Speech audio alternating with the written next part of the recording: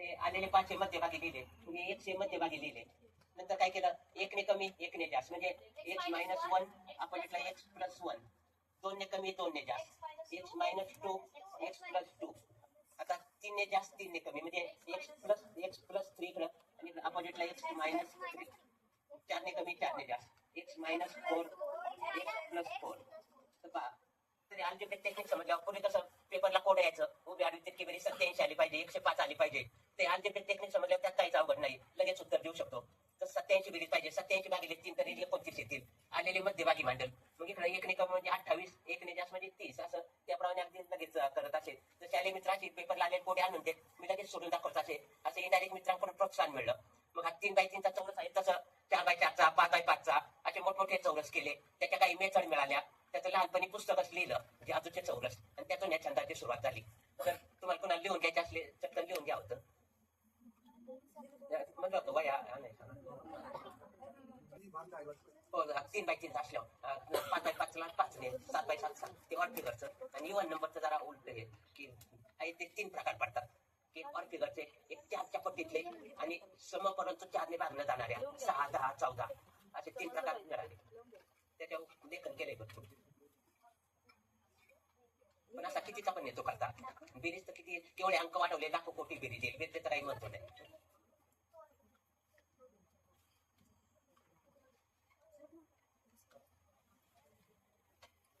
झाले लिहून. आता आपण मुख्य तुम्हाला उत्सुकता आहे, जन्मतारखेचे वार कसे सांगितले, कसा अभ्यास केला ते सांगतो. हे असं लहानपणी हे मॅजिक स्क्वेअरचं वेळच लागलं होतं.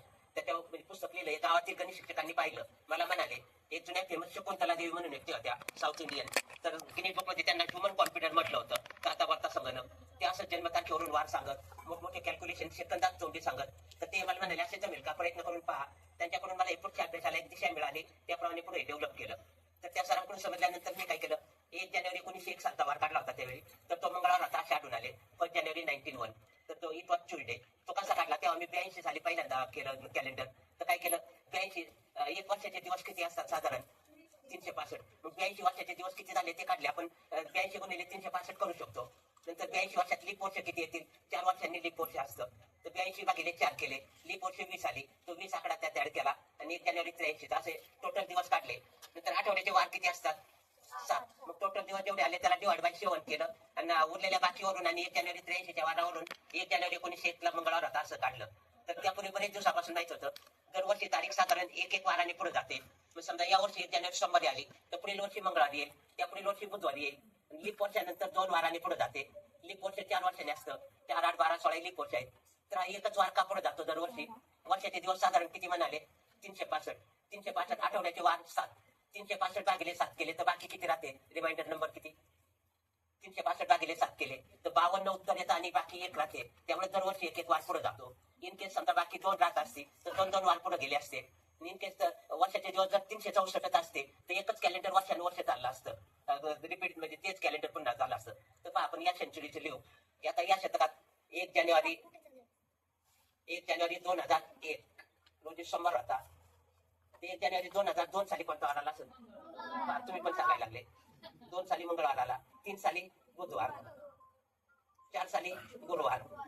आता 5 साली मात्र शुक्रवार नाही तर शनिवार आला. 4 लीप इयर आलं.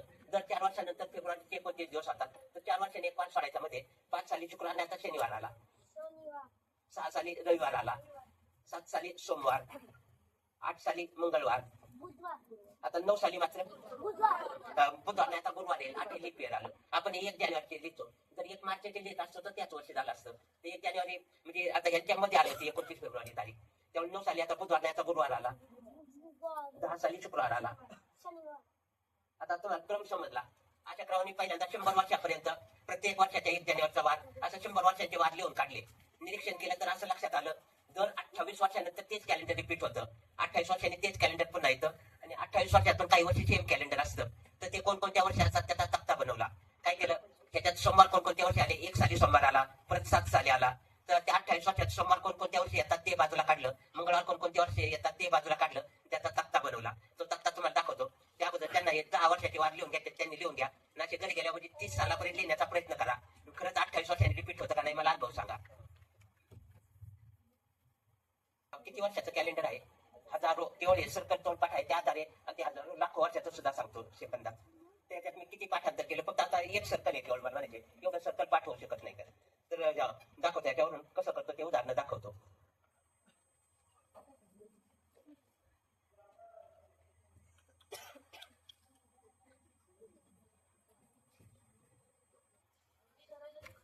तसं काही नाही करत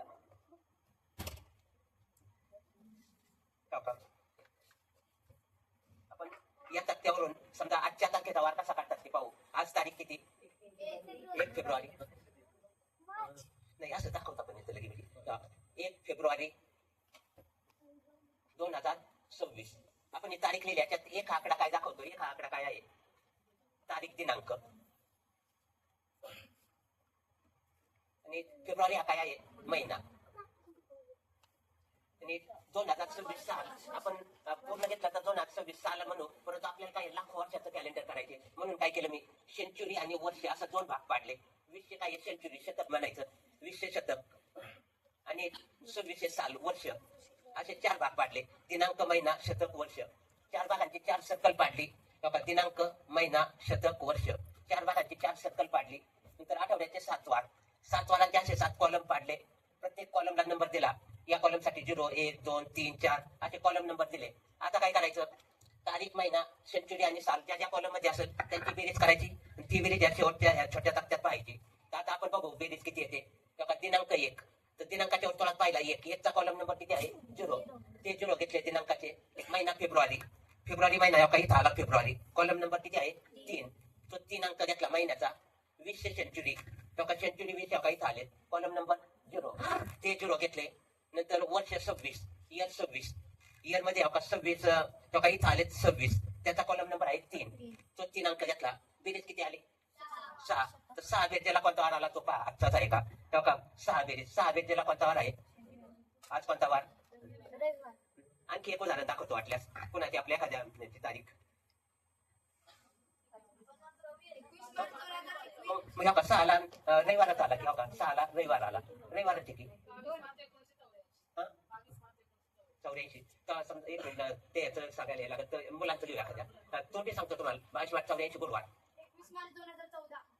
21 मार्च 2014. 21 मार्च 2014. आता 21 दिनांक.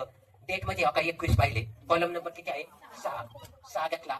मार्च, मार्च महिना मार्च इथंच आहे मार्च, कॉलम नंबर 3. तो 3 अंक घेतला. 20 सेंचुरी.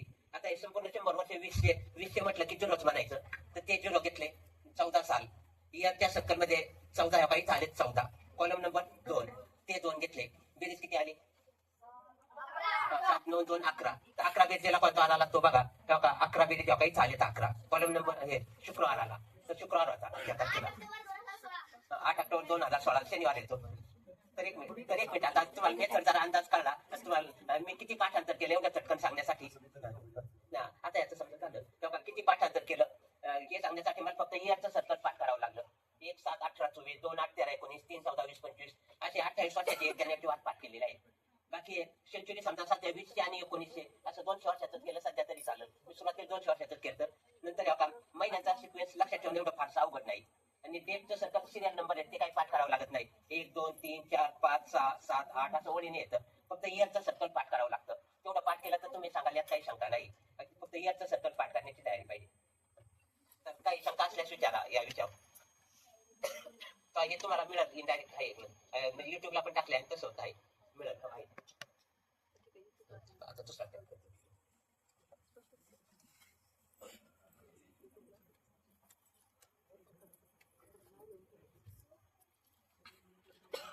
आतापर्यंत असे अनेकांनी कॅलेंडर बनवली पण आपण अगदी सर्वात शॉर्टकट आणि पाठांतर करता येतं असं केलं. 28 वर्षांनी तेच रिपीट होता आपला मुख्य उपयोग.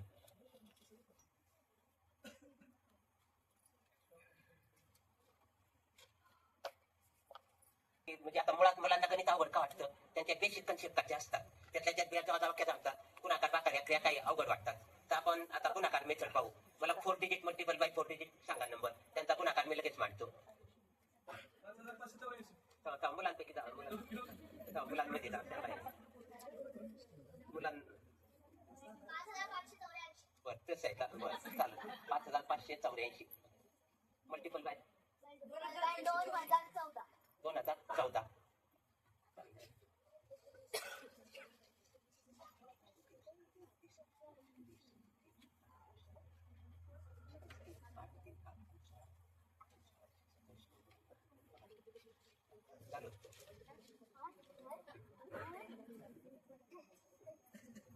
काय हे झालं असेल मांडण्यात झाला सॉरी पण तसं होऊ शकते मेथड आहे त्याला मेथड आहे काही हे नाही बरं आणखी एखादं बरं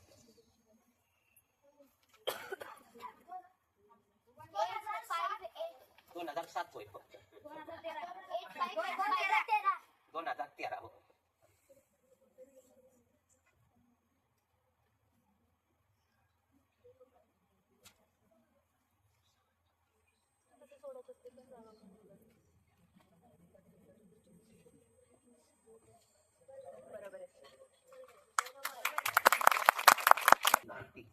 एक सोपं उदाहरण 54 गुणिले 42 कसे करायचे दोन अंकी आधी बघू युनिट एककांचा गुणाकार पहिल्यांदा उजवीकडच्या संख्यांचा दुसऱ्यांदा युनिट टेनचा असा क्रॉस मल्टिप्लिकेशन करून टोटल करायची तिसऱ्यांदा 10 टेन्स तर उदाहरणार्थ 54 गुणिले 42 उजवीकडचा एकक म्हणजे 4 दुने 8 8 म्हणजे 8 नाही हे तर कळलं नंतर असा क्रॉस गुणाकार 5 दुने 10 4 चूक 16 16 आणि 10 26 6 म्हणजे 8 4 2 नंतर दशक 4 पंचे 20 20 आणि 2 22 झाले 2268 परत एकदा सांगतो एक मिनिट 84 चा वर्ग करू 84 गुणिले 84 एकक 4 चौक 16 6 म्हटले आज चालाय हे तर कळलं दुसऱ्यांदा असा क्रॉस 8 चौक 32 8 चौक 32 32 आणि 32 64 मधले सॉरी 64 आणि 1 65 5 7 40 6 नंतर दशक 8 8 64 64 आणि 6 70 7054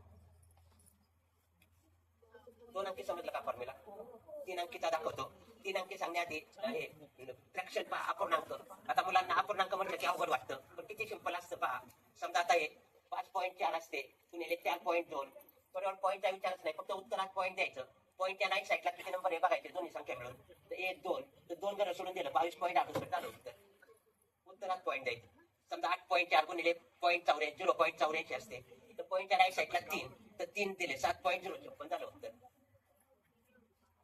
फ्रॅक्शन म्हटलं की अवघड वाटतं पण काही नाही खूप सिंपल 3 अंकीचा फॉर्म्युला दाखवतो 3 अंकीचा फॉर्म्युला 3 अंकीमध्ये अशा 5 स्टेप असतात ते जसं अंक वाढतील तसं वाढत जातं तसं खरं सांगायचं नाशिकला आदर्श हायस्कूलला कार्यक्रम झाला होता तर एक मुलांनी दोन अंकी 3 अंकी पाहून स्वतः 10 अंकीपर्यंत केलं होतं अगदी बरोबर केलं होतं त्यांनी समजा आता 3 अंकीचं छोटं उदाहरण 123 गुणिले 234 हा गुणाकार या पद्धतीने कसं करणार डायरेक्ट उत्तर पहिल्यांदा युनिट एकक का 4 त्रिक 2 म्हणजे 8 चालाय हे तर कळलं सर्वांना दुसऱ्यांदा असा एकक दशकचा क्रॉस 4 दुने 8 3 त्रिक 9 9 8 17 17 ने 1 18 18चा एकच आला आता तिसऱ्यांदा एकक शतकचा क्रॉस आहे म्हणजे 4 1 4 2 त्रिक 6 6 4 10 परत तिथं मधले पण म्हणजे का 3 दुने 6 10 6 16 ने 17 7 7चा एकच आला चौथ्यांदा आता दशक शतक एकच भाग संपला 3 1 3 2 दुने 4 4 आणि 3 7 7 आणि 1 8 8 म्हणजे 8 नाही शेवटी शतक 2 1 2 त्याला 28,782 तर ह्याच्यात काय थोड्या बेरजा जर बरोबर आले आणि स्क्वेअर नंबर केले मुलांनी आधी स्क्वेअर नंबर खूप सोपे जातात या पद्धतीने आणि मग स्क्वेअर नंबर करून मेथड लक्षात येईल बाकीचे उदाहरणं सोपे जातील आता 3 अंकी गुणिले 2च अंकी असते फक्त 34 असते मग काय करणार तर अशा वेळी डाव्या बाजूला 0 लिहिणार 0 34 म्हणायचं हाच फॉर्म्युला वापरायचा 0 मांडून सेम डिजिट करायचं परत फ्रॅक्शन बघा समजा आता 0.123 मल्टिपल बाय 0.234 तर आता पॉईंट पुढे येणार 3 आणि 3 6 इथं 5च आहेत मग 0 द्यावा लागेल पॉईंट 0.028 तर या पद्धतीने स्क्वेअर करावे मुलांनी स्क्वेअर केल्यावर मेथड लक्षात येईल मग बाकीचे पण मल्टिप्लिकेशन सोपं वाटेल मेथड करा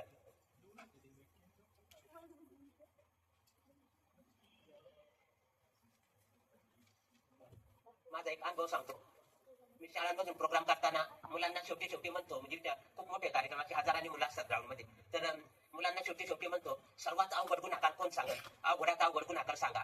तर मग जवळजवळ सर्व ठिकाणी अनुभव येतो. अवघड उदाहरण सांगा म्हटलं की ते हमखास 99, 999, 9999 अशी उदाहरणं सांगणारच. पण तुम्हाला म्हटलं गणित हे जितकं अवघड वाटतं तितकं सोपं असतं. तर 99ची स्पेशल मेथड आहे सर्वात सोपी. ते पहा, उदाहरणार्थ 9999 मल्टिपल बाय 4 डिजिट नंबर सांगा. तुमच्या कॉम्प्युटरच्या आधी उत्तर मांडतो. वेगवेगळे सांगा. 8585 चालू द्या. त्या उत्तर लगेच लिहितो 1415. कॉम्प्युटर ओपन मेथड ऐकल्या म्हणाल खरंच गणित विषय सर्वात सोपा हे निश्चित अगदी.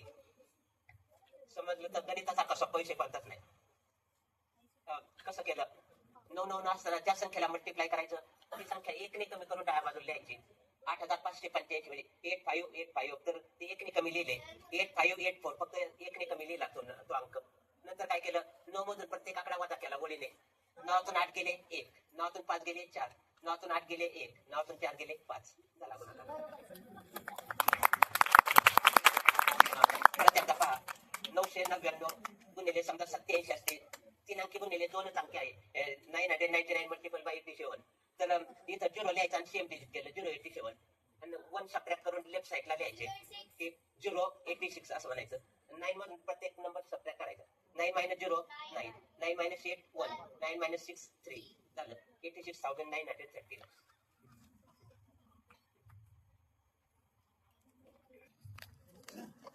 हे पहा, त्याच्यावर पुस्तक लिहिलंय हे डेसिमल सिस्टीमवर आधारित केलेलं आहे. ते पहा, मला म्हणजे माहिती नव्हतं, पूर्वी 92 सालीच केलेलं आहे.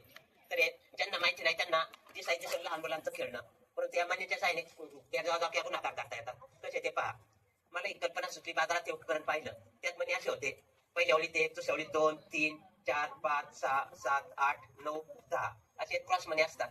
तेव्हा मी दुसरी एक पाटी फोडली, त्यातले म्हणे याच्यात बदले असे प्रत्येक ओळीत 10 जमिनी केले. म्हणजे आता हे प्रोग्राम साठी मोठं बनवून घेतलेलं आहे. प्रत्येक ओळीत 10 जमिनी ओळीच्या स्थानिक किमती दिल्या, पर्टिक्युलर व्हॅल्यू की जसं युनिट 10, 100, 1000, 10,000, लाख, 10 लाख, करोड, 10 करोड, बिलियन असं म्हणजे अब्जपर्यंत संख्या लिहिता येते. त्याच्या साईने बेरजा वाक्य कसे करतात पहा. एक छोटं उदाहरण समजा घेतलं आपण, 512 अधिक 234 ही बेरीज या पाठीवर कशी करणार. 512 म्हणजे शतक किती आहेत 5. आपले शतकाचे रांग घेतले 5 म्हणे या बाजूला घेतले झाले 500. दशक स्थानी किती आहे 1. ही दशकाचे रांग आहे 1 म्हणे घेतला. एकक स्थानी किती आहेत 2. ही एककाचे रांग 2 म्हणे घेतले. 5 1 2 झाले 512. 512 त्यामध्ये 234 ऍड करायचे. 100 किती आहेत 2. 100 मध्ये 2 बीड ऍड केले. नंतर टेन्स किती आहेत 3. टेन्स मधले 3 ऍड केले. नंतर युनिट 4. युनिट मधले 4 ऍड केले. तर आन्सर किती आलं पहा. सेंचुरी शतकाच्या रांगेत 7 आले. नंतर टेन्स मध्ये 4 आले आणि इथं 6 आले. 7 4 6. हाच्याचं दाखवतो एक लहान बेरीज. समजा 12 अधिक 13 12 प्लस 13 कसे करणार या पाठीवर. 1 दशक 2 एकक, 1 2 12 याच्यावर कसे करणार. 1 2 12 अधिक 13 परत 1 दशक 3 एकक झालं तर 2 5 25 12 13 25 प्लस म्हणलं की इकडे मायनस कमी केले. प्लस मायनस मिक्स उदाहरणं करता येतात. एक हातच्याची बेरीज बघा. 17 अधिक 18 कसे करणार या पाठीवर.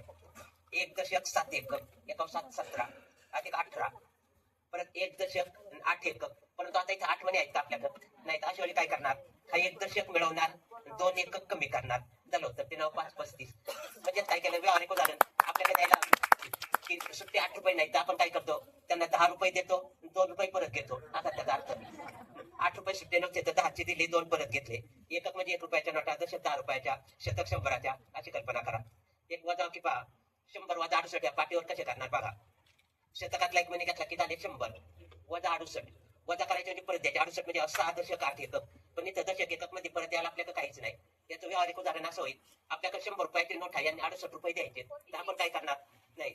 तर 100 रुपये काय सुट्टे करणार आपण चेंज करणार. तेव्हा काही 100 रुपये दिले 10च्या 10 नोटा सुट्ट्या घेतल्या. सुट्टे घेतले 10च्या 10 नोटा. परत 8 रुपयाचा प्रश्न पडेल 10 रुपये सुट्टे करू. ही 10ची नोट दिली आणि 1चे 10 कॉईन सुट्टे घेतले. आता सुट्टे झाले आपल्याला. यातून 68 रुपये देऊ शकतो. 68 म्हणजे 10च्या किती नोटा द्यायच्या 6. तर दशकातले 6 का 3 आणि 3 6 दशकातले 6 दिले आणि 1 रुपयाचे कॉईन किती द्यायचे 8. एककातले 8 कॉईन 4 आणि 4 8 कॉईन दिले. राहिलं होतं 3 2 32. 10च्या 3 नोटा राहिले आणि 1चे 2 कॉईन राहिले 32 रुपये राहिले. 100 वजा 68 बरोबर 32. तर कॉन्फिडंट युगात सुद्धा कॉन्फिडंट मधला त्यातला मोठा फरक म्हणजे यांनी संख्या लेखन सोपं जातं. तुम्हाला कॉम्प्युटरवर किंवा आता वहीत लिहायला सांगितले 5,03,004 अशी संख्या लिहा. तर मध्ये कुठं किती झिरो द्यायचा प्रश्न पडतो. इथं तो प्रश्न पडत नाही. 5 कोटी आपली कोटीची रांगे आहे, 5 मनी घेतले झाले 5 कोटी 3,000. तेव्हा काय हजाराची रांगे 3 मनी घेतले 3,000. 4 एक टाकले 4 घेतले, मधले झिरो आपोआप आले. 3 झिरो आले, 2 झिरो आले, त्याच्यात झिरो आपोआप येतात. तसेच एक बँकेत कॉम्पिटिशन झाली होती कॉम्प्युटर बरोबर. त्यांच्या अशा राऊंड फिगर असल्यामुळे कॉम्प्युटरच्या आधी उत्तर दिलं की रक्कम 3 लाख. 3 लाख म्हटलं की मी लाखाच्या रांगेतले 3 मनी घेतले, झिरोचा प्रश्नच नाही. 4,000 लगे हजारातले 4 ऍड केले. अशी काही गणित खूप सोपे म्हणजे कॉम्प्युटरच्या आधी होतात. आणि तरी आता तुम्हाला आणखी कन्सेप्ट क्लिअर होण्यासाठी 9चा पाडा करून दाखवतो, एक सोपा पाडा. तेव्हा का एककातले 9 मनी घेतले, 9 1 9, 9 9 मिळवले 18 होतील, 9 ऍड केले तर ते कसे करणार. तेव्हा का 10 मिळवले आणि 1 कमी केला, 9 2 18. 10 मिळवले 1 कमी केला, 9 3 27. 10 मिळवले 1 कमी केला, 9 4 36. 10 मिळवले 1 कमी केला, 9 5 45. 10 मिळवले 1 कमी केला, 9 7 54. 10 मिळवले 1 कमी केला, 9 7 63. 10 मिळवले 1 कमी केला, 9 8 72. 10 मिळवले 1 कमी केला, 9 9 81. 10 मिळवले 1 कमी केला, 9 10 90. समजा 8चा पाडा असता 2 2 कमी करल, 7चा असता 3 3 कमी केले असते. असे कितीच्याही पाडे जमतात. म्हणजे एक अंकित पाहिजे असं नाही, किती पण अंकित. तरी अभ्यास म्हणते पण डेसिमल सिस्टीमच्या मुलांना चटकन कळतं, लहान मुलांना सुद्धा. डेसिमल त्याच्यात त्यांनी कसं केलेलं आहे, 4 मनी आणि 1 मनी म्हणजे जसे 1 चे 4 पाहिजे 5चा $1 असे त्यांनी अशा पद्धतीने केलेले आहे. आपण एक डेसिमल सिस्टीम दशमान पद्धतीने सोपं जातं. परत ह्याच्यात समजा आता हे आता कॅल्क्युलेशन तसं मिली सेंटी डेसी ग्रॅम असं नाव देऊन सुद्धा म्हणजे टनचे ग्रॅम किती, एवढ्या किलोमीटरचे सेंटीमीटर किती असं लगेच सांगता येईल. तसं पण केलंय.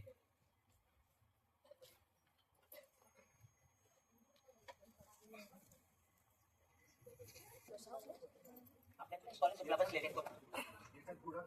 येतो येतो हो येतो. बरं येतो पुन्हा दाखवतो. परत 10 पर्यंतचे पाडे पाठ लागतात म्हणजे दाखवतो. 1 मिनिट. समजा या गुणाकार बघा, 642 गुणिले 7. समजा आपण आधी छोट्यात घेऊ. तेव्हा जसे 7 दुने 14, असे माझे 14 एका 4 14 असे गेले, 7 दुने 14. आता 7 चोक 28 एक एक रांगोर यायचं, 28 म्हणजे हे 2 घेतले आणि त्याच्यातले 8 घेतले, असं 7 चोक 28 असे गेले. 7 चुकून 42 हे 4 घेतले, हे 2 घेतले, तर उत्तर किती आले का 4 4 9 4. 4 4 9 4 असं उत्तर आलं. आता समजा 87 ने मल्टिप्लाय करायचं असतं तर हे थोडे स्टार्ट करेल आणि त्याप्रमाणे 8 करेल. 8 दुने 16, जसं एकावर 6 6 नाही तर 10 मिळून 4 कमी केले असं ते करू शकतो. परत 8 चोक 32, जसे 3वर 2 32 घेतले. आता परत 8 7 48 आहे, 4वर 8 8 नाही तर 10 मिळवले 2 कमी केले, तर उत्तर किती येईल 5 5 5 5 8 आणि सॉरी 5 4 5 4. बघा तुम्ही करून येतं, मल्टिप्लिकेशन सुद्धा येतं. याच्यावर भागा करण्या अजून सापडला. माझं काय असतं थिंकिंग म्हणजे वाचन नाही माझं फारसं, ओनली थिंकिंग असं स्वतःचं वेगळं डेव्हलपमेंट.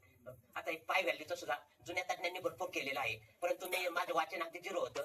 त्यातून आधी मी केलं सर्व अगदी स्वतः वेगळं. या मेथडने पुढे कोणी अभ्यास केलाच नाही. ते असं सर्व इनसाइड पॉलिगॉन मेथड अशा तशा मेथडने गेले. मी थोडं वेगळ्याच पद्धतीने केला, अल्जेब्रिक पद्धतीने. तर आजपर्यंत जगात अल्जेब्रा असू शकत नाही असं म्हटलेले, पण मी ते अल्जेब्राने प्रूव्ह केले. तर त्याचं थोडक्यात सांगत म्हणतो.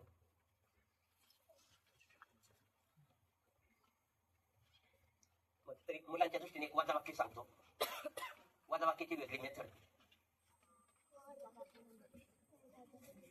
आपण हे परीक्षेत वापरलं तर कॉपी म्हणते. हा ते व्हायचं म्हणजे ते कॅल्श वापरल्यागत झालं, म्हणजे कॅल्श वापरल्याप्रमाणे तशागत झालं. पण आपल्या डोकं वापरलं. हो हो ते आहे. समजा एक सोपं, समजा 1000 वजा समजा 374. आता ही वजाबाकी करायची आपण काय करतो मुलं नेहमी.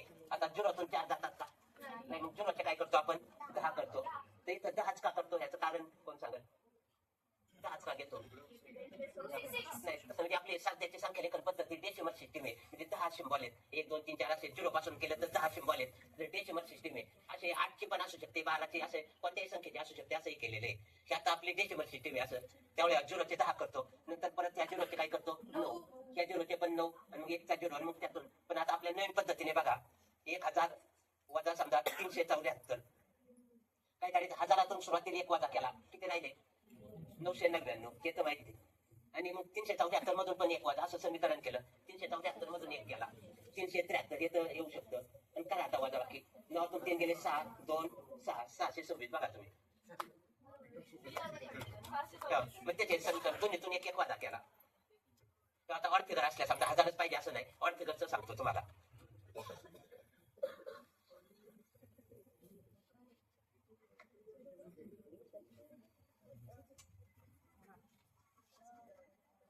समजा 6,132 6,132 मायनस समजा 3,874. आता आपण टू मधून 4 जातात ना, नाही मग त्याचे 12 करतो म्हणजे 10 हे करून त्यामध्ये 2 ऍड करतो. असं इथं तसं नाही. समजा आता काय करायचं असं आपली कल्पना करायची, आपल्याकडे 6,132 रुपये आहेत, त्यातून आपल्याला 3,874 रुपये द्यायचे अशी कल्पना करायची. तर 6,132 थोडं 132 बाजूला ठेवले, 6,000च आहेत अशी कल्पना केली. 6,000 आता 6,000 मधून मग एक वजा केला आताच्या पद्धतीने किती 5,999 आणि मग त्यातून ह्याच्यातून पण एक वजा केला 3,874 वजा 1 केला तर किती राहतात 3,873.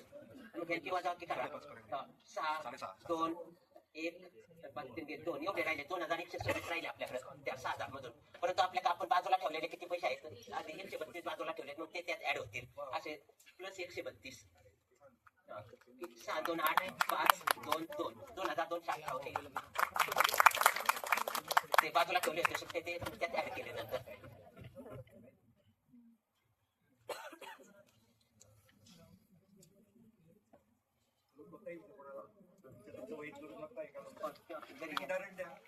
चालेल हो देतो. आणलंय का मुलांनी पण सगळ्या सर्वांनी नाही म्हणून मी हे केलं नाही डोक्याने करा किंवा आता घरी डोक्यात आता कॉम्प्युटरला फीड करतील मग घरी गेल्यावर करतील. काय तसे म्हणजे आता आपण करू शकतो आपण किती पण अंकीचं करू शकतो. सांगतो नाशिकला एकाने स्वतःचा अंकीपर्यंत केला होता आणि हा येतं करता म्हणजे त्याच्यात हे वाढत पण मुलांसाठी काय आता स्कॉलरशिप त्या दृष्टीने सांगणार आहे. त्या अगोदर तर एक छोटे 2 प्रश्न मुलांसाठी आम्हाला लहानपणी विचारले जातात असे काही. समजा एका झाडावर 10 पक्षी होते, एकाने त्यांना दगड मारली, त्या 10 पक्षातले 2 पक्षी मेले तर त्या झाडावर किती पक्षी राहतील? बाकीच्या 8 तिथं थांबणार नाही, बाकीच्या 8 उडून जातील, त्या झाडावर 0 राहतील. असंच एक साधं गणित. एकदा मी चिंचवडवरून लोणावळ्याला गेलो, जाताना ज्या रस्त्याने गेलो येताना त्याच रस्त्याने गाडीचं स्पीड सुद्धा सेम होतं जाताना येताना, पण जाताना 1.5 तास लागला, येताना 90 मिनिटातच परत आलो. कसं काय? मुलांची उत्तरं सांगतो तुम्हाला. कसं काय मुलांपैकी जायला 1.5 तास लागला येताना 90 मिनिटच बरोबर. 1 तासाची मिनिटं किती 60, 1.5 तासाची मिनिटं झाली 90. पण मुलांची उत्तर काय मिळतात? समजा जाताना ट्रॉफिक असेल येताना ट्रॉफिक नव्हतं, जाताना चढ होता येताना उतार होता. आणखी एक मित्रांनी गमतीदार उत्तर दिलं, जाताना रस्ता माहित नसल्यामुळे चौकटी करत जावं लागलं, येताना रस्ता माहित झाला.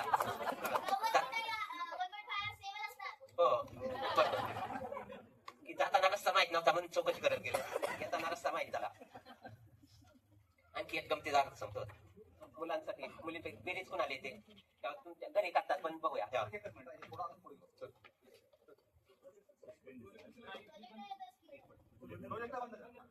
एक गमतीदार बेरीज समजा का की 10 रुपयाचा रवा आणला, तुमची आई करते घरी मला माहिती आहे.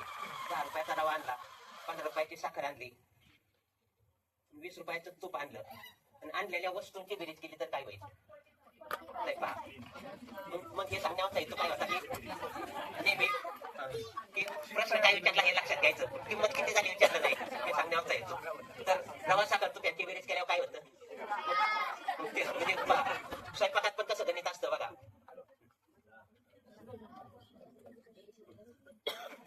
शिरा तयार होईल की मुलं म्हणजे अशी बेरीज सांगतात पण नेहमी प्रश्न काय विचारला हे लक्षात घ्यायचं.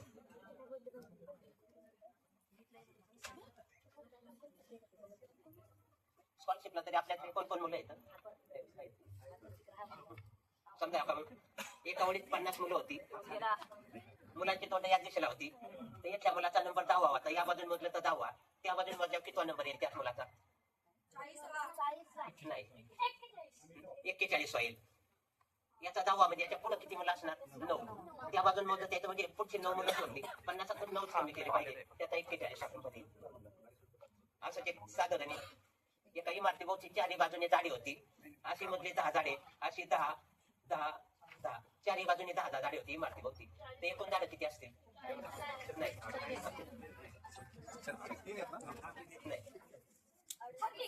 36 बरोबर.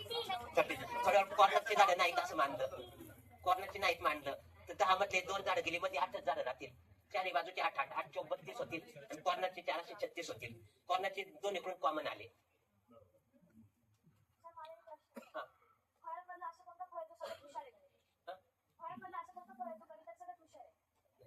ते ते वेगळं, ते भाषिक आलं म्हणजे असं गणित, ते भाषिक आहे, ते गणिती प्रॉब्लेम पाहिजे, ते भाषा झालं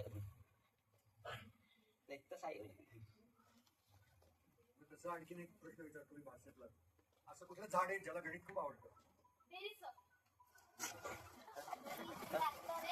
नाही नाही, चिंचा, कारण खूप आकडे असतात ना त्याच्यात. मग तसं आहे. गमतीदार प्रश्न आमचे वैद्य सरांचे असायचे. त्यांचा विचार की गणित शिक्षकाच्या आवडीच्या भाज्या कोणत्या, वैद्य सरांचा गणित शिक्षकाच्या आवडीच्या भाज्या कोणत्या. ते चुका चुका आणि बोपडा, चुका आणि बोपडा. गणित शिक्षकाचे आवडीचे फूल कोणते, आवडीचे फूल ते बरोबर सदाफुली, सदाफुली. कोणाला माहिती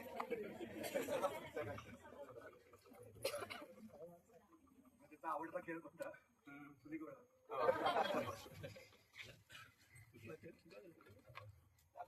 असं स्कॉलरशिप साठी की समजा पण तेव्हा की 10 मीटर लांबीचा रस्ता आहे, त्या रस्त्यावर झाडे लावायची.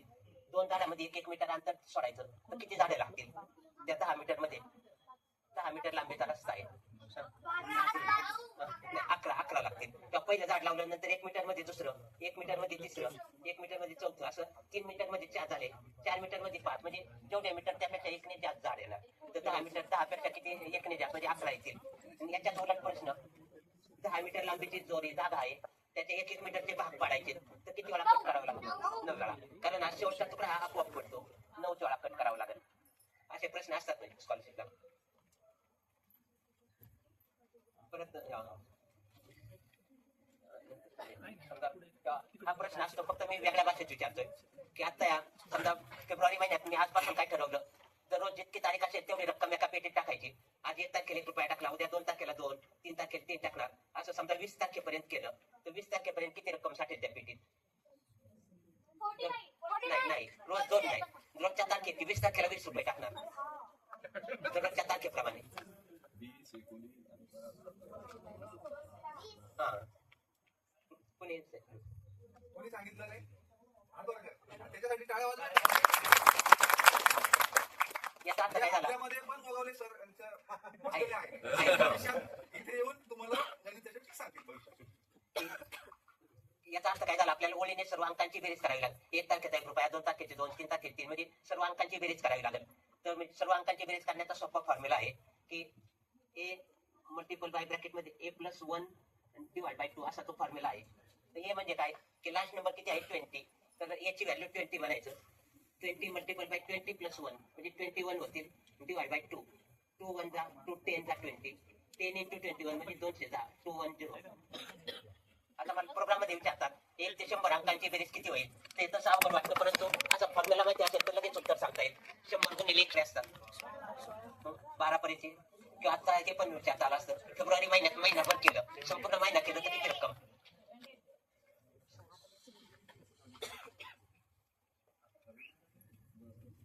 थोडा अवघड प्रश्न. त्याचं उत्तर म्हणजे कोणी सांगतो, त्याचं उत्तर मला सर्व ठिकाणी काय सांगतात 26. 26 उत्तर नाही, परत 29 सांगतात, 29 नाही आणि 39 नाही. ही उत्तर नाही किंवा याच्यापेक्षा एकने कमी जास्त पण उत्तर नाही. तर तो प्रश्न असा आहे, गोल उभे राहून 42 मुलं बॉल खेळत होती. 42 मुलं गोल उभे राहून बॉल खेळत होती. तर त्यांना 42 नंबर दिले, पहिला, दुसरा, तिसरा, चौथा, असे 42 नंबर दिले. एकदा असं ठरलं, प्रत्येक मुलाने आपल्या समोरासमोर फ्रंट साईडच्या मुलाकडे बॉल टाकायचा, फ्रंट साईडला. तरी 13 नंबरचा मुलगा होता, त्याच्या फ्रंट साईडला किती नंबरचा मुलगा असेल? ते 12 त्याच्या शेजारीचे हे नाही, तुम्हाला दिसेल 13च्या फ्रंट साईडला.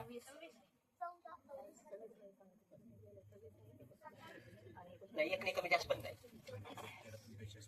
त्याच्यात थोडा वेगळा विचार करावा लागतो. नाही, 23 साधारण इथं असेल. नाही, आता 42 मुलात 50 21 साधारण इथं येतील.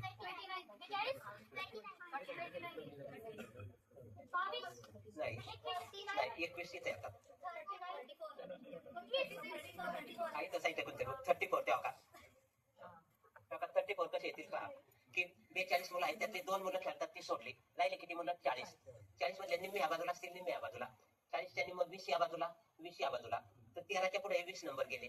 13 आणि 20 33, खेळणारा हा 34वा शेत. आणि गणिती भाषेत सांगायचं, समोरासमोर म्हणजे सर्कलचा डायमीटर झाला, व्यास झाला.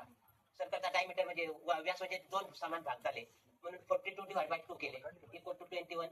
13 मध्ये 21 ऍड केले, 34. असं मॅथमॅटिकली भाषेत. किंवा आता हाच प्रश्न आणखी याच पद्धतीचा, असे एका सर्कल मध्ये 60 अंक लिहिले होते, 60. तर त्यामध्ये एकाने इक्विलॅटरल ट्रँगल समभुज त्रिकोण काढला, समभुज त्रिकोण. त्रिकोणाच्या टोकावर 17 नंबर आला, तर उरलेल्या 2 टोकावर काही नंबर असतील. असं ते याच्यावर आधारित. या टोकावर 17, तर या 2 टोकावर काय असतील. सुरुवात समजा इथून झाली असं म्हणू आपण, 1 2 3 असे 60 अंक. 47 नाही, 37 आणि 57. 1 मिनिट. तेव्हा हे काय झालं, इक्विलॅटरल ट्रँगल समभुज त्रिकोण म्हणजे 3 समान भाग झाले, म्हणजे 60/3 करायला पाहिजे. 60/3 20 आले, 17 मध्ये 20 ऍड केले, 36 37 20 57. असं जर स्क्वेअर असता चौरस तर /4 केले असते, पंचकोन असता /5 केले असते, असं त्याप्रमाणे.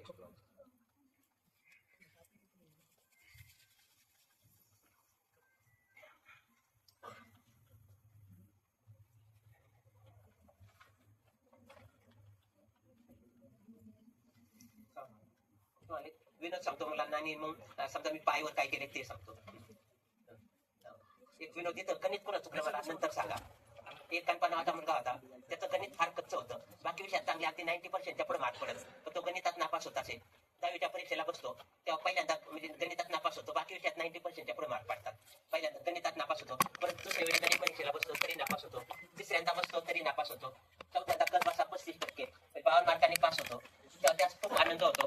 तो ठरवतो आपण पेढे बर्फी काहीतरी वाटूया. दुकानात जातो, दुकानदारांना विचारतो, प्लीज बर्फी कशी किलो आहे. ते सांगतात 100 किलो आहे. तो 1 किलो बर्फी द्या. दुकानदार त्याला 1 किलो बर्फी देतात. बर्फी दिल्यानंतर तो लगेच विचारतो, प्लीज पेढे कसे किलो आहेत. त्यात पेढे सुद्धा 100 रुपयांनीच आहेत. मग तो प्लीज आपण त्याचा पुडा परत घेऊन पेढे देता का 1 किलो. दुकानदार हो म्हणतात. तर बर्फीचा पुडा परत देतात आणि पेढे देतात 1 किलो. पेढे दिल्यानंतर तो पैसे न देता तसंच घरी चालू लागतो. मग दुकानदार त्याला पैसे मागतात, पैसे दे. तो कशाचे पैसे. ते म्हणतात ते पेढे घेतले, पेढ्यांचे पैसे. तो पेढ्यांचे कसे पैसे, तुम्ही बर्फीचा पुडा परत घेतला त्याबद्दल पेढे दिल्या, पेढ्यांचे कसे पैसे. मग दुकानदार म्हणाले बर्फीचे पैसे. तो म्हणाला बर्फी मी घेतलीच नाही, तुमचे तुम्हाला परत दिली.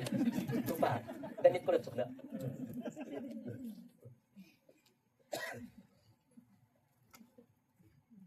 अशी हे भरपूर आहेत. सध्या केलेले इंटरनॅशनल म्हणजे काम थोडक्यात सांगतो. पाय व्हॅल्यू म्हणून की पायची अचूक किंमत आतापर्यंत मिळालीच नाही, किंवा सर्कलचा स्क्वेअर इम्पॉसिबल म्हटले, सर्कलचा रेक्टँगल इम्पॉसिबल. तर मी रेक्टँगल कसा केला होता तुम्हाला दाखवतो आणि ते थोडक्यात सांगतो. किंवा त्या द्या सध्या पाय व्हॅल्यू आपल्या शालेय मुलांच्या दृष्टीने ठीक आहे, समजा 3.14 किंवा असं 22 जातात शालेय मुलांच्या दृष्टीने 10^7. तर सध्या म्हणजे जगात असे त्यांनी खूप 300 ट्रिलियन डिजिट अंक काढले. 1 ट्रिलियन म्हणजे 1000 अब्ज असे 300,000 अब्ज अंकी त्यांनी संख्या काढलेली आहे. म्हणजे जसं 3.14 159 26 53 असे फार 300 ट्रिलियन डिजिट काढले, तरी त्यावर अजून चालू आहे. परंतु आपण फॉर्म्युला काढला, कारण आजपर्यंत अल्जेब्रिक उत्तर असू शकत नाही म्हटले, तर फॉर्म्युला आपण काढला. तर तो फॉर्म्युला असा आहे 17 - 8√3 असा फॉर्म्युला काढला. तर त्याचं उत्तर याप्रमाणे किती येतं, 3.14 359 येतात, 353. थर्ड डिजिटला त्यांचं आपलं चेंज होतंय, .2चा डिफरन्स येतो. तर काय झालंय, जुन्या तज्ञांनी काढण्यासाठी काय केलं त्यांनी, एन साइड पॉलिगॉन मेथड म्हणतात त्याला, की असे सर्कलचे अनेक भाग पाडून उलट सुलट जोडून त्याचा रेक्टँगल बनवण्याचा प्रयत्न केला. तर त्या पद्धतीने किती अगदी अनंत भाग पाडले तरी परिघावरचे 3 बिंदू असे एका रेषेत येऊ शकतात का, म्हणजे येऊ शकणार नाही असे म्हटले, आणि त्यामुळे सर्कलचा रेक्टँगल पण होत नाही, एक्झॅक्ट किंमत असू शकत नाही असे आहे आजपर्यंत जगात. तर आपण कसा रेक्टँगल करून दाखवला ते दाखवतो तुम्हाला लेक्चर.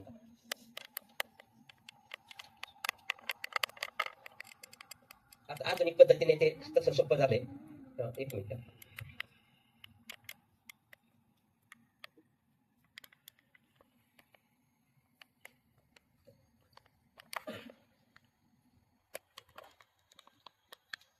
समजा काही सर्कल इक्वल टू रेक्टँगल असं दाखवलेलं आहे. जगात हे आज पण इम्पॉसिबल म्हणतात. तर हे कसं केलं ते दाखवतो तुम्हाला, की असं चाक घेतलं आणि ते चाक फिरवलं,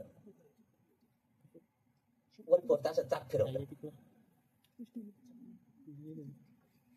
चाक फिरवलं असं 1/4, आणि एवढी बाजू 2 डायमीटर एवढी घेतली, 1/4 मध्ये टाकून असं चाक फिरवलं. तर असं सर्कल आणि रेक्टँगलचा दोन्हीचा एरिया सेम असं दाखवलं या पद्धतीने. तर तेच सांगतो. आणि तेव्हा त्यांनी अगदी असे खूप अनंत बाजूंचे पॉलिगॉन केले होते. मला माहिती मिळाली नसं 31 लाख बाजूंचा आहे, परंतु मी काय त्यांना अगदी म्हणतो उलट की त्यांनी जसं डोंगर पोखरून उंदीर शोधित बसले, मी डोंगर पोखरलाच नाही, अगदी समजा फक्त बिळाचा शोध घेतला उंदीर मिळाला अशा भाषेत बोलतो. तेव्हा काय मी कसं केलं.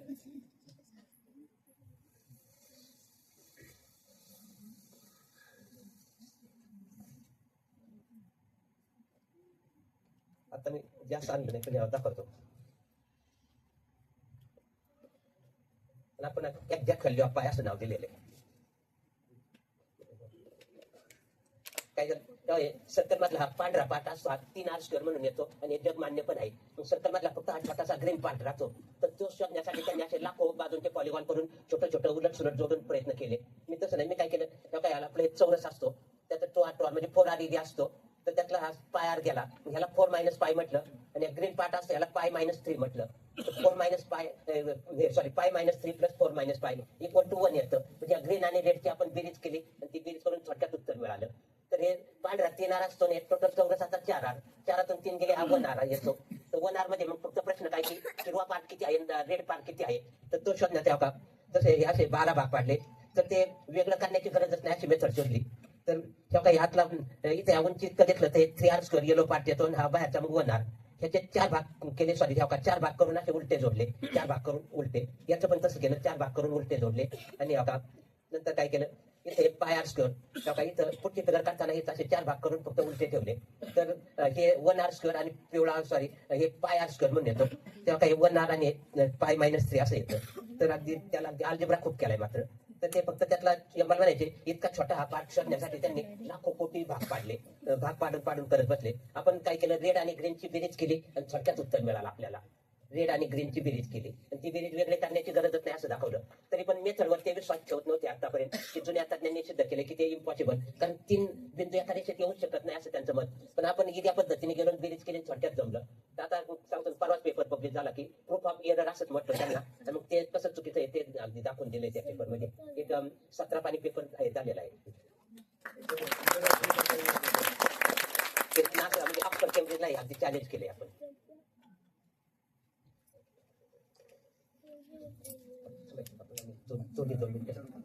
चालू हो. हे करतो थोडं मेसेज शेवटी. हे आकडे लिहित पुढं 300 ट्रिलियन डिजिट.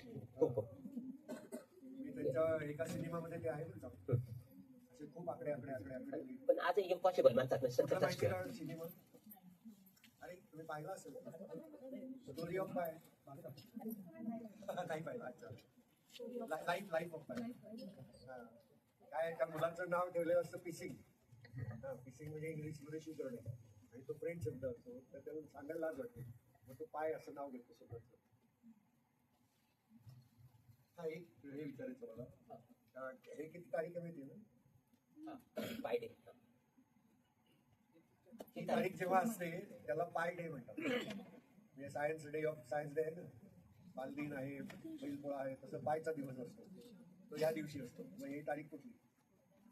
14 मार्च. आपण असं लिहित नाही पाय, आपण असं लिहितो. मग आपण कधी केलं पाहिजे पाय? 22 जुलै. भारतीय पद्धतीप्रमाणे 22 जुलैला पाय करा. काही ठिकाणी महिना आधी लिहितात, तारीख पुढे लिहितात. आपण तारीख आधी लिहितो, महिन्यानंतर लिहितात. आणखी काय विचारायचं? मेसेज सोडता मला तसं माझ्या गणिताचं भरपूर आहे, भरपूर. सर भागाकारासाठी काही आहे का सोपी पद्धत? भागाकारासाठी सोपी पद्धत अशी पाठ करायला वेगळी मेथड अशी नाही मिळाली अजून. त्या पाठीव सुद्धा मी शोधतोय पण असे नाही मिळाले अजून तसे. डिवायडेड माझं वाचन नसतं, ओनली थिंकिंग. हे वाचन नाही केलं, अगदी आपण आपलं थिंकिंग करून केलं. एक प्रश्न होता मला, वैदिक गणित आणि ह्याच्यात काय असं काय वेगळं आहे? गुणाकाराचा ही गुणाकाराची मेथड आहे वैदिक मॅथ्स मध्ये आहे. आणि पण त्यात त्यांनी म्हणलं की 9 9 9 असंच द्यायला दाखवतात, पण तसं नाही. हे क्रॉस मल्टिप्लिकेशन मेथड पण आहे, किंवा एक कपाट संधी गुणाकार म्हणून तो एक मेथड आहे. पद्धत सोपी वाटली. हो, हे क्रॉस मल्टिप्लिकेशन त्याला म्हणतात, क्रॉस मल्टिप्लिकेशन. मला एक उत्सुकता म्हणतो, तुम्ही काय शिकलाय? तसं शिक्षण फक्त 10वीच आहे.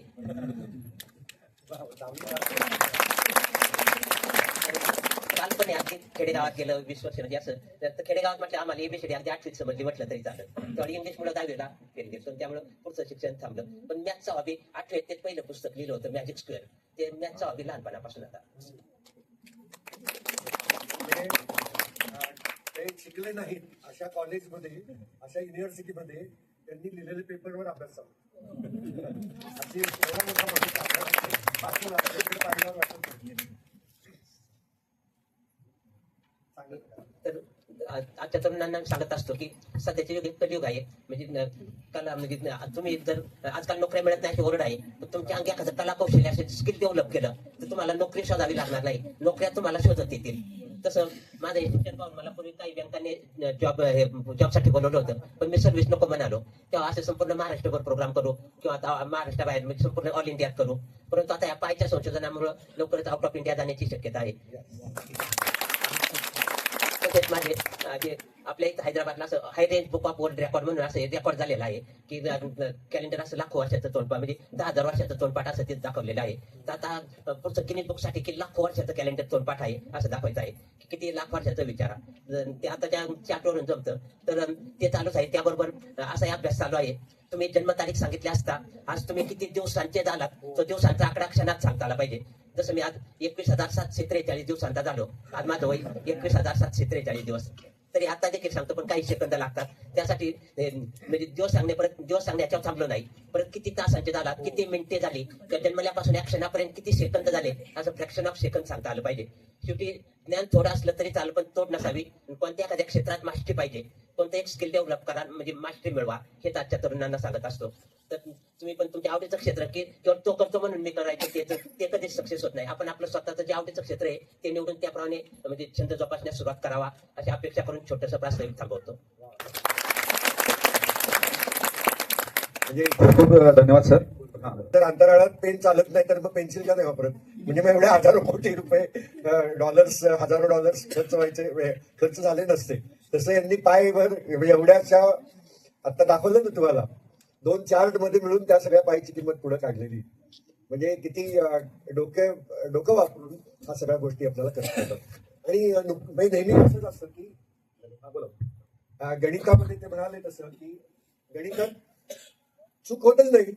मार्क मिळतात ना गणितात मिळाले तर 100पैकी 100 नाही तर 0. कारण गणिताचं वैशिष्ट्य काय एकच उत्तर असतं गणितात. बाकी 2 मित्र भेटले तर किती मित्र होतात 2च होतात ना का 10 मित्र होतात तिथे. 2 व्यक्ती भेटल्या तर 2 असं गणितामध्ये आपल्याला कधी तर्कशुद्धता आणि हे आहे. आणि मगाशी आपण जसं सुरुवातीला बोलत होतो मी तुमच्याशी डेसिमल सिस्टीम बद्दल बोलत होतो. तर आपल्याला 10 बोटे आहेत म्हणून आपण डेसिमल सिस्टीम केली. असं मी एकदा सांगत होतो तर एक म्हणलं आपण आपल्याला 20 बोट आहेत.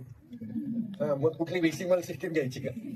पण तुम्हाला सांगतो आदिवासींमध्ये 20 बोलतात. 20च्या पट्टीत सांगतात गणित किंवा आकडे. म्हणजे बे विहीन 4 असं त्यांनी मला सांगितलं. म्हणजे किती असतील माहितीये. बे म्हणजे किती 2 विहीन म्हणजे 20 2 विसा म्हणजे किती 40 अधिक 4 44. मग त्या 3 विहीन 7 म्हणजे किती 67. तर तसं सगळ्या जगातल्या म्हणजे माझ्या माहितीप्रमाणे सगळ्या भाषांमध्ये सर्व संस्कृतींमध्ये 1 ते 20 ला वेगवेगळे नाव आहेत. 10, 11, 12, 13, 14, 15, 16, 17, 18, 19, 20. इंग्लिशमध्ये पण आहेत ना 11, 12, 13, 14, 20 पर्यंत. आणि पुढं 21, 31, 41. मराठीत पण तसं आहे ना 1, 20, 1, 30, 1, 40, 41 असं. तर असं सगळं आपल्याला गणिताचं आपल्या आयुष्यामध्ये खूप मोठं स्थान आहे. आणि ते करत असताना आपल्याला किती सोप्या पद्धतीनं बेरीज वजाबाकी गुणाकार सुद्धा करता आला. आणि त्यांनी 2-3दा सांगितलं की अजून मला भागाकाराचा शोध घ्यायचा आहे. तर ते त्यांचा शोध सतत चालू आहे की आपण नाही शोधायला पाहिजे. या पार्टीत कधीतरी असं येईल की या 10 मण्यांची पार्टी आहे ना 100 मण्यांची त्याच्यात ते भागाकार पण आपल्याला असं टाकं करून काहीतरी करून दाखवतील. तर ह्या सगळ्या ह्याच्यात मला खूप आनंद आला की तुम्ही सगळे आलात. आणि त्यांनी हे पण केलं बरं का तुमची दखल घेतली. काही जणांकडे कागद पेन नव्हतं मग त्यांनी जाऊ दे त्यांना नाही सोडवायला देत. पण तरी तुम्ही आता तुमच्या डोक्यात शिरलं असेल ज्यांच्याकडे कागद पेन नाही त्यांनी. युट्यूबला तर आहेत लक्ष्मण गोगावले शोधून. आणि तुम्ही सगळ्या त्यांच्या वेगवेगळ्या युक्त्या बघा. आणि आपल्या पण आयुष्यामध्ये आपल्याला जेव्हा गणित लागतं करायला मोठमोठी त्यावेळेला सुद्धा ते येतील. आणि मराठी विज्ञान परिषदेनं जसं विज्ञान रंजन स्पर्धेचं तुम्हाला सांगितलं सुरुवातीला, तसं आपण गणिताचं सुद्धा कार्यशाळा घेत असतो, गणितावरती व्याख्यानं घेत असतो.